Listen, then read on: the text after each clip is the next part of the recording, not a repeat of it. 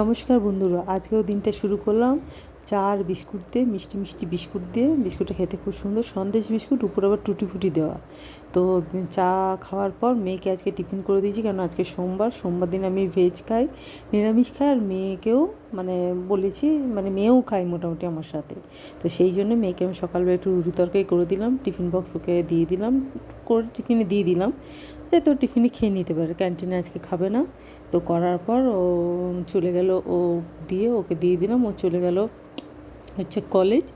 আর college চলে যাওয়ার পর আমিও টিফিনে স্নান করে পুজো করে আমিও টিফিন খেয়ে নিলাম। আমিও টিফিনে মেয়েকে দিয়েছিলাম, সেরকম আমিও রুটি তরকারি খেয়ে নিয়েছি। টিফিনে রুটি তরকারি খেয়ে নিলাম।